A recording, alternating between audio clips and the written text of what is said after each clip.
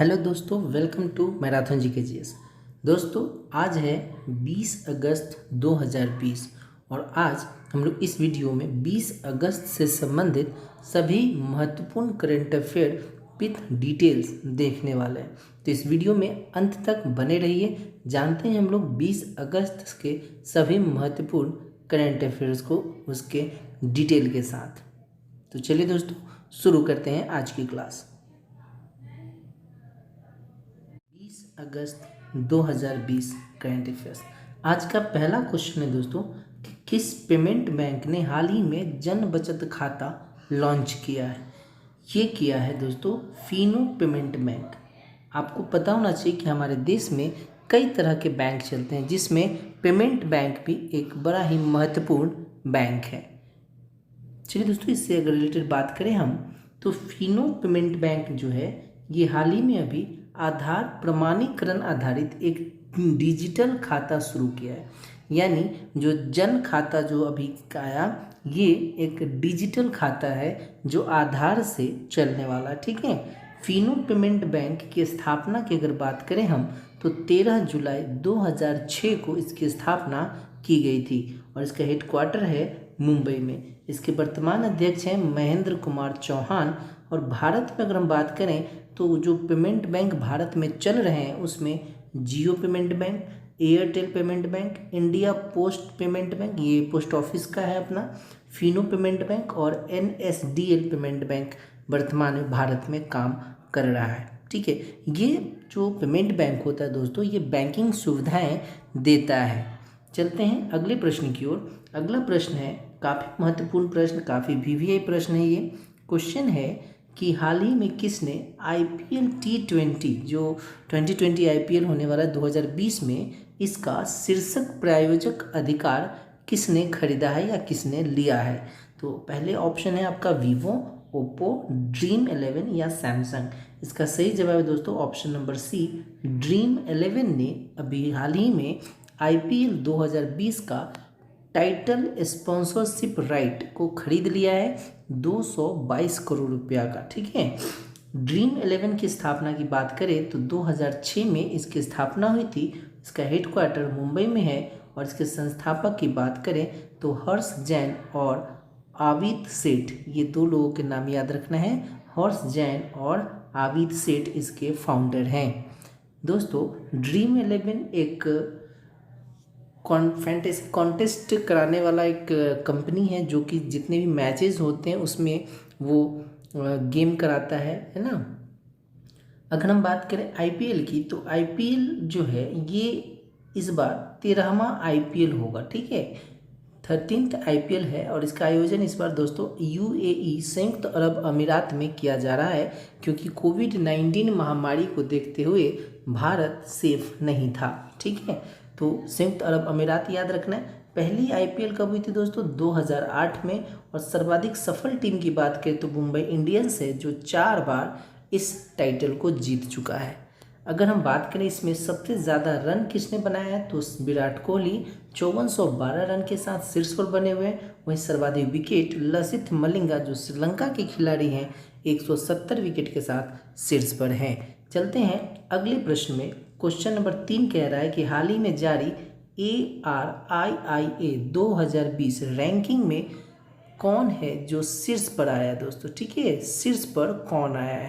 अगर टॉप की हम बात करें तो आपके पास ऑप्शन है IIT Delhi, IIT Mumbai, IIT Madras या IIT खड़गपुर। तो इसका सही जवाब है दोस्तों option number C, IIT Madras जो है वो ARIIA 2020 रैंकिंग में शीर्ष पर रहा है। ये क्या होता है ये रैंकिंग? अगर हम बात करें तो Atal ranking of institution innovation achievement ARIIA ranking Madras शीर्ष पर है। सेकेंड स्थान पर दोस्तों आया है IIT मुंबई और थर्ड स्थान पे आया है IIT दिल्ली। अगर हम इस रिपोर्ट की बात करें तो इसे उपराष्ट्रपति वेंकैया नायडू ने प्रेजेंट किया है और इसमें हमारे केंद्रीय शिक्षा मंत्री रमेश पोखरियाल निशंक भी उपस्थित थे। अगर आईआईटी को करंट अफेयर से रिलेट करो दोस्तों, तो कई आईआईटी अभी चर्चा में है। जैसे भारत का पहला स्वदेशी माइक्रो प्रोसेसर किसने बनाया है, तो आईआईटी मद्रास ने बनाया है। अगर हम बात करें भारत का पहला स्टैंडिंग व्हील चेयर, थोड़ा सा ये आप मैनेज कर लेना, स्टैंडिंग व्हील चेयर किसने बनाया है? तो आईआईटी मद्रास ने बनाया है।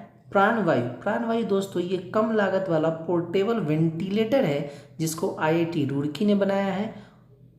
कोरोश्योर, कोरोश्योर दोस्तों विश्व की सबसे सस्ती कोविड-19 किट है जिससे कि टेस्टिंग किया जाएगा, ये आईआईटी दिल्ली ने बनाया है। और कमरा कीटाणुनाशक उपकरण इसे आईआईटी रोपड़ ने बनाया है। रोपड़ दोस्तों पंजाब में पड़ता है, ठीक है।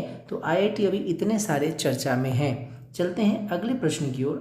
प्रश्न नंबर 4 है कि हाल ही में किस राज्य में मंडवाडीह रेलवे स्टेशन का नाम बदल दिया गया है? दोस्तों इसे रेलवे स्टेशन को देखने से लगता नहीं है कि ये जहाँ होगा, जो एक्चुअल में आंसर है ये है आपका उत्तर प्रदेश।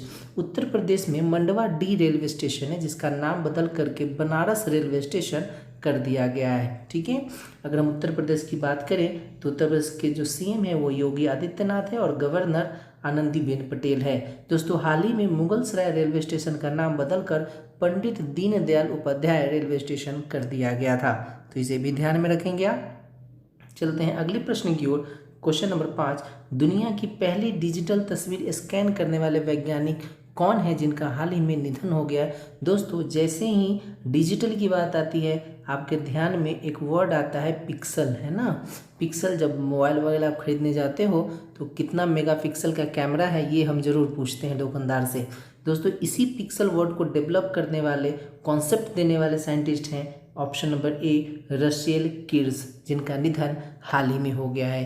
तो याद रखना रसेल किर्श डिजिटल तस्वीर को स्कैन करने वाले पहले वैज्ञानिक है और इन्होंने पिक्सल का कॉन्सेप्ट दिया था। दोस्तों इन्होंने अपने बेटे की तस्वीर को सबसे पहली बार पिक्सल में स्कैन किया था, पिक्सल में बनाया था, तो ये भी ध्यान रखना है। चलते हैं अगले प्रश्न की ओर। क्वेश्चन नंबर 6 है दोस्तों कि हाल ही में दिल्ली सरकार ने आईआईटी दिल्ली और टाटा प्रोजेक्ट लिमिटेड के साथ किस चीज़ के निर्माण के लिए एक समझौता किया है? ऑप्शन है जल निकासी प्रोजेक्ट के लिए, एयर फिल्ट्रेशन प्रोजेक्ट के लिए, कोविड-19 किट प्रोजेक्ट के लिए या स्मॉग टावर के लिए। इसका सही जवाब है option number D smog tower के लिए। दोस्तों आपको पता है कि जब ठंडे की मौसम आती है तो दिल्ली में खूब सारा कोहरा जम जाता है, खूब सारा कोहरा हो जाता है जिससे कई सारी कठिनाइयाँ होती है, ट्रैफिक में बहुत सारे प्रॉब्लम होने लगते हैं। तो इसी सब समस्याओं को ख़त्म करने के लिए दिल्ली सरकार ने स्मॉग टावर बनाने का निर्णय लिया है जो 20 मीटर ऊंचा होगा और इसीलिए दिल्ली आईआईटी और टाटा के साथ यह समझौता किया गया है। दिल्ली अभी हाल ही में चर्चा में रहा है। भारत का पहला प्लाज्मा बैंक दिल्ली में खोला गया था, जो मैंने पिछले वीडियोज़ में कंटेंट में बताया था आपको। घर घर राशन अभियान ये दिल्ली में चल रहा है। एक लीड लर्निंग पोर्टल जो है ये भी दिल्ली में शुरू किया गया। अच्छा, दिल्ली के उपराज्यपाल की बात करें तो अनिल बैजल हैं। वहीं अगर मुख्यमंत्री की बात करें तो आप सब जानते हो अरविंद केजरीवाल वहाँ के मुख्यमंत्री हैं। चलते हैं क्वेश्चन नंबर 7, राजीव गांधी खेल रत्न पुरस्कार 2020 किसे दिया जाएगा? दोस्तों ये फैसला हो चुका है और ये दिया जाएगा option number C Rohit Sharma को।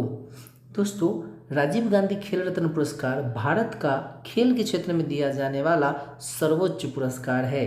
तो कभी कभी ये भी पूछ देता है कि भारत में खेल के क्षेत्र में सर्वोच्च पुरस्कार कौन सा दिया जाता है, तो आंसर राजीव गांधी खेल रत्न पुरस्कार।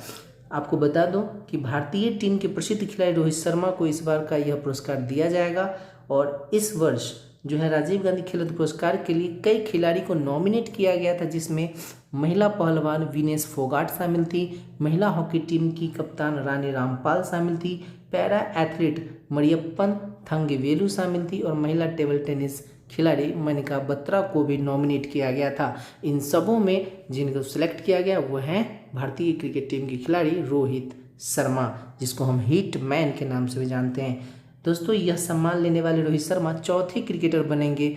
इससे पहले सचिन तेंदुलकर, महेंद्र सिंह धोनी और विराट कोहली को यह सम्मान दिया जा चुका है। अगर हम बात करें इस खेल रत्न की तो इसकी शुरुआत दोस्तों 1991-92 में किया गया था और प्रथम पुरस्कार विश्वनाथन आनंद को शतरंज यानी चेस के लिए दिया गया था। और पहली महिला इसको लेने वाली हैं कर्णम मल्लेश्वरी, जो 1995 में इस अवार्ड को जीती थी।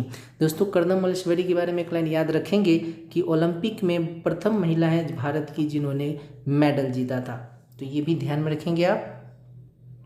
अगले प्रश्न में चलते हैं, क्वेश्चन नंबर 8। हाल ही में अशोक लवासा ने किस पद से इस्तीफा दिया है? ऑप्शन, मुख्य चुनाव आयुक्त थे ये, अन्य चुनाव आयुक्त थे, वित्त आयोग के सदस्य थे, या नियंत्रक या महालेखा परीक्षक थे यानी कैग थे। इसका सही जवाब ऑप्शन नंबर बी होता है दोस्तों, अन्य चुनाव आयुक्त थे। अगर हम अशोक लवासा की बात करें तो अशोक लवासा अन्य चुनाव आयुक्त के पद पर थे अभी, जिन्होंने अभी इस्तीफा हाल ही में दे दिया है। क्यों दिया इन्होंने इस्तीफा, तो इसके बारे में याद रखना कि इनका चयन अभी हाल ही में एशियन डेवलपमेंट बैंक के उपाध्यक्ष पद पर हो गया है, इस कारण से इन्होंने इस पद से इस्तीफा दिया है। वर्तमान में चुनाव आयोग के अध्यक्ष कौन है, तो वे हैं सुनील अरोड़ा। और आपको बता दूं कि चुनाव आयोग में 2 अन्य चुनाव आयुक्त होते हैं, जिसमें एक थे अशोक लवासा जिन्होंने इस्तीफा दे दिया, और वर्तमान में एक जो है वो है सुशील चंद्रा। चुनाव आयोग का गठन कब हुआ था, तो 26 जनवरी 1950 को इसका गठन किया गया था। और प्रथम चुनाव आयुक्त जो है वो है सुकुमार सेन। दोस्तों एशियन डेवलपमेंट बैंक का जो हेडक्वार्टर है, मुख्यालय ये है मनीला। मनीला फिलीपींस की राजधानी है। तो इस तरह से आप यह पॉइंट अच्छे से याद कर लीजिए। चलते हैं अगले प्रश्न में। क्वेश्चन है, विश्व मानवतावादी दिवस कब मनाया जाता है? दोस्तों अभी हाल ही में 19 अगस्त को यह दिवस मनाया गया है, जिसे हम वर्ल्ड ह्यूमैनिटेरियन डे के नाम से जानते हैं। ये 19 अगस्त को प्रतिवर्ष मनाया जाता है और इसे संयुक्त राष्ट्र महासभा के द्वारा मनाया जाता है। दोस्तों इस दिवस के अवसर पर अभी इस वर्ष #रियल लाइफ हीरोज अभियान को भी शुरू किया गया है, इसे भी ध्यान देना। अच्छा, अगस्त में मनाए गए अगर दिवसों को हम देखें जो हमारे लिए महत्वपूर्ण है, तो वो अभी 3 अगस्त को विश्व संस्कृत दिवस मना था, 6 अगस्त को हिरोशिमा डे मना था, 7 अगस्त को नेशनल हैंडलूम दिवस मना था, हथकरघा दिवस जिसे कहते हैं हिंदी में, 9 अगस्त को विश्व आदिवासी दिवस मनाया गया था, 10 अगस्त को दोस्तों जैव ईंधन दिवस मना था, 12 अगस्त को अंतर्राष्ट्रीय युवा दिवस मनाया गया था। अच्छा, राष्ट्रीय युवा दिवस मनता है दोस्तों 12 जनवरी को, याद रखना, इसमें कन्फ्यूजन मत होना। राष्ट्रीय युवा दिवस 12 जनवरी और अंतर्राष्ट्रीय युवा दिवस 12 अगस्त को, और 13 अगस्त को मना था विश्व अंगदान दिवस। ठीक है, तो ये अगस्त के डेट आप रिवाइज जरूर कर लीजिए।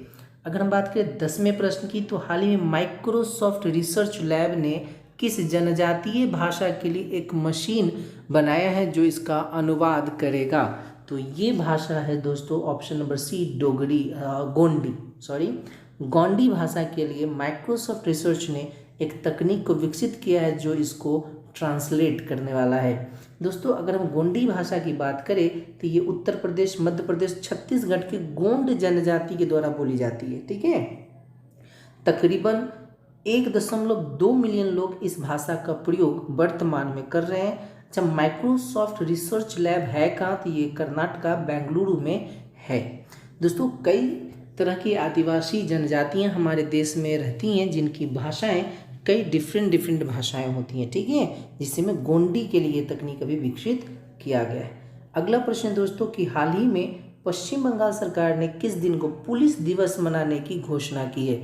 दोस्तों अभी कोविड-19 महामारी को देखते हुए बंगाल में कई पुलिसकर्मी जो है इस बीमारी से ग्रसित हो गए थे, कईयों की जान भी चली गई थी। बस उन्हीं के सम्मान में पश्चिम बंगाल इस दिवस को मनाने की घोषणा किया है और ये दोस्त मनाया जाएगा 1 सितंबर को। कब मनाया जाएगा दोस्तों इसको?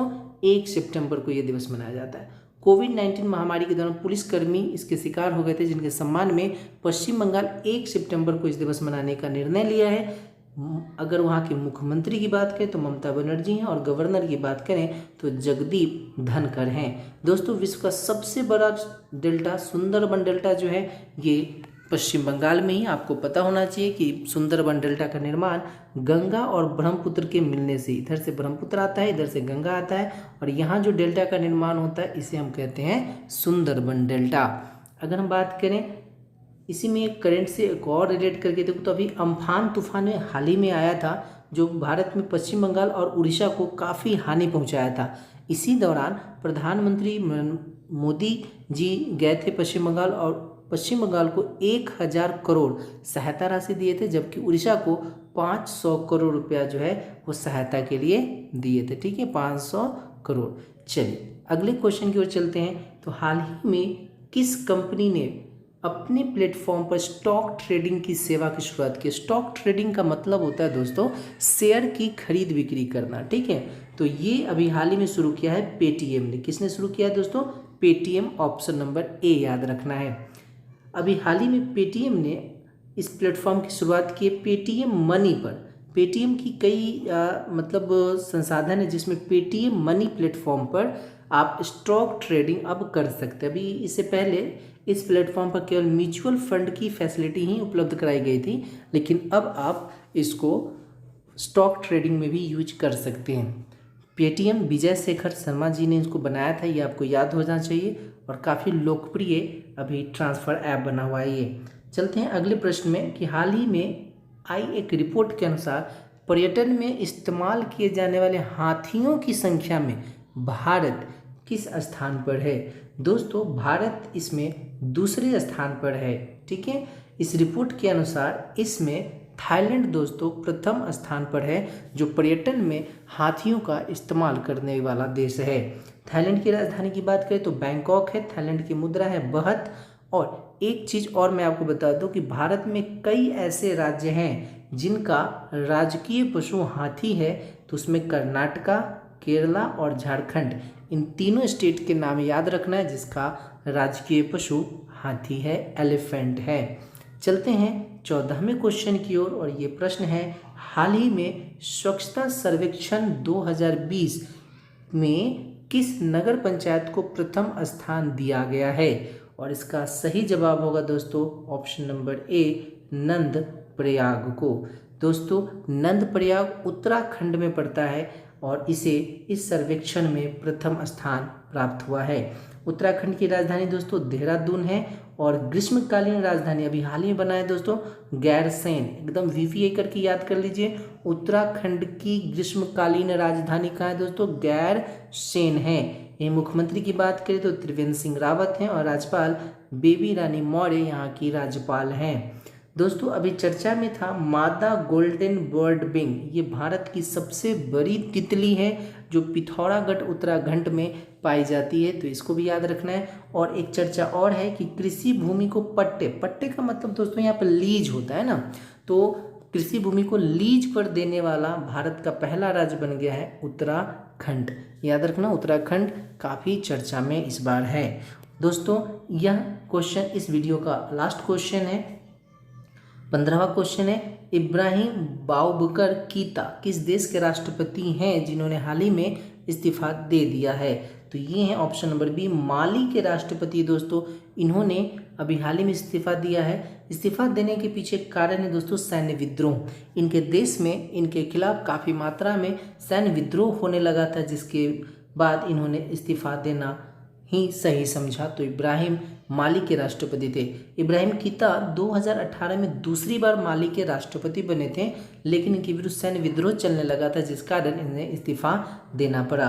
दोस्तों माली एक अफ्रीकन देश है जिसकी राजधानी है बमाको और यहाँ की मुद्रा है वेस्ट अफ्रीकन फ्रैंक। दोस्तों इसी के साथ आज की जो करंट अफेयर की क्लास है उसको यहीं पर समाप्त करते हैं। कैसा लगा आपको ये वीडियो कमेंट में ज़रूर बताइएगा। मिलते हैं अगले वीडियो में जो 21 तारीख के करंट अफेयर की वीडियो होगी, जहां पर फिर से हम लोग महत्वपूर्ण करंट अफेयर के क्वेश्चन को उसके डिटेल के साथ देखेंगे। तो चलिए आज के लिए इतना ही रहने देते हैं। अपना ध्यान रखें और दोस्त अगर आपने अभी तक चैनल को सब्सक्राइब नहीं किया है तो चैनल को जरूर सब्सक्राइब कर दीजिए, वीडियो को लाइक करें और अपने दोस्तों के बीच शेयर भी जरूर करें। चलिए अपना ख्याल रखें, मिलते हैं नेक्स्ट वीडियो में। थैंक यू, धन्यवाद।